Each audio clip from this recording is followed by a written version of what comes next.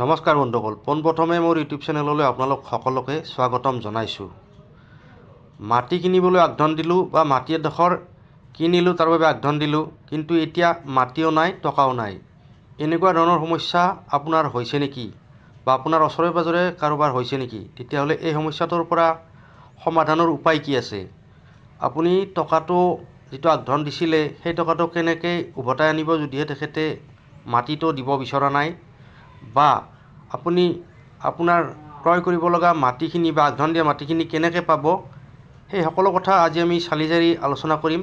যদি ভিডিঅ'টো ভাল পায় লাইক এটা কৰি দিব, আৰু এনেকুৱা ধৰণৰ সমস্যা যদি বেলেগৰ হৈ আছে বা আপোনাৰো হৈ আছে, তেতিয়াহ'লে অন্যসকলেও যাতে এই সুবিধা বা এই কথাখিনি জানিব পাৰে তাৰ বাবে যিমান পাৰে সিমান ভিডিঅ'টো শ্বেয়াৰ কৰি দিব।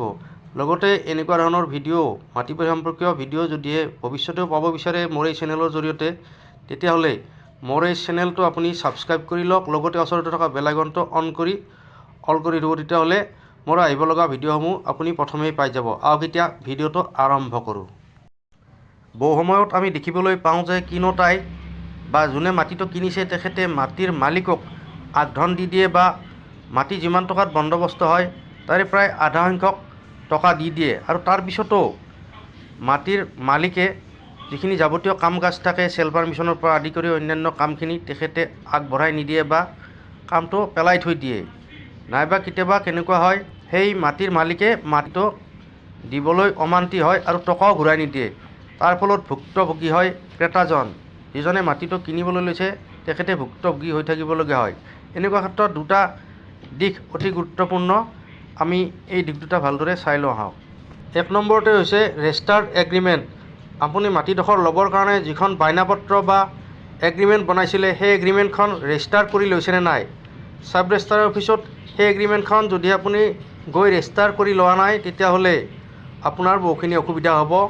কাৰণ কিয়, আইনী ক্ষেত্ৰত আগবাঢ়িবলৈ হ'লে বা আপোনাৰ যিটো এডভান্স বা আগধন মোকলাবলৈ হ'লে, ৰিকভাৰী কৰিবলৈ হ'লে এই ৰেজিষ্টাৰ এগ্ৰিমেণ্টখনে বহুতো ক্ষেত্ৰত আপোনাক সহায় কৰিব।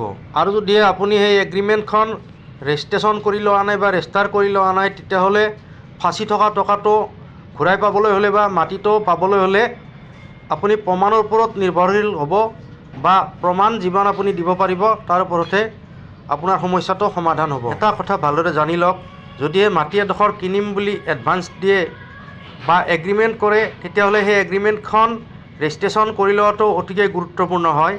কাৰণ কিয়, এইখন এখন আপোনাৰ শক্তিশালী নথি।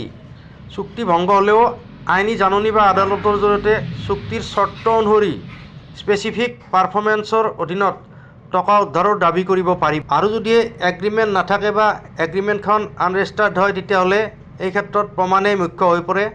আপুনি টকা কেনেকৈ দিছিল, টকা দিয়াৰ সময়ত কোন কোন সাক্ষী আছিল, বা কোন কোন মানুহে সেই সময়ত উপস্থিত আছিল, সকলো কথা প্ৰমাণ সহকাৰে হ'ব। প্ৰমাণ বা সাক্ষীসকলে যি অনুসাৰে ক'ব সেই অনুসাৰে আপোনাৰ আইনী ব্যৱস্থা আগবাঢ়িব। সেয়েহে মাটি কিনাৰ আগমুহূৰ্তত লেনদেন কৰাৰ আগতেই সকলো নথি পত্ৰ, মাটিৰ কাগজ পত্ৰ ভালদৰে পৰীক্ষা কৰি লওক, আৰু এগ্ৰিমেণ্টখন ৰেজিষ্ট্ৰেশ্যন কৰি লওক। আজিৰ ভিডিঅ'ৰ ইমানতে অন্ত পৰিল। পুনৰ লগ পাম নতুন এটা বিষয় লৈ, নতুন এটা ভিডিঅ'ৰ সৈতে। ধন্যবাদ। জয় আই অসম।